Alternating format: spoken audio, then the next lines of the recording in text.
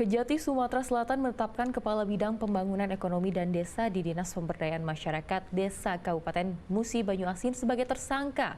Tersangka diduga terlibat korupsi, proyek pembuatan dan pengelolaan jaringan di Kabupaten Musi Banyuasin tahun 2019-2023 dengan kerugian negara sebesar 27 miliar rupiah.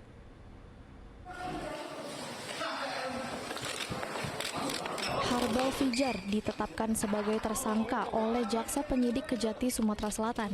Ia pun langsung ditahan selama 20 hari ke depan di Rutan Pakjo, Kota Palembang.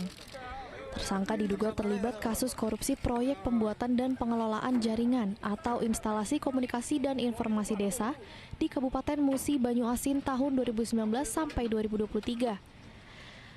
Penetapan Harbal Fijar sebagai tersangka dilakukan setelah Jaksa Penyidik mendapatkan 2 alat bukti.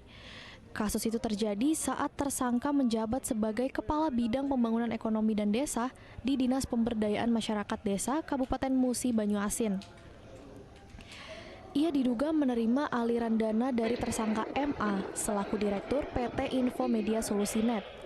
Atas perbuatannya, negara dirugikan hingga 27 miliar rupiah. Penyidik telah berpendapat bahwa diperoleh alat bukti dan barang bukti sehingga ditemukan bukti permulaan yang cukup alat bukti sebagaimana diatur dalam pasal 184 ayat 1 KUHP. Pada hari ini kembali dilakukan penetapan satu orang sebagai tersangka, yaitu inisial AHEP selaku Kepala Bidang Pembangunan Ekonomi dan Desa pada Dinas Pemberdayaan Masyarakat Desa pada Kabupaten Musi Banyuasin. Tersangka dijerat dengan Undang-Undang tentang Tindak Pidana Korupsi dengan ancaman hukuman di atas 5 tahun penjara.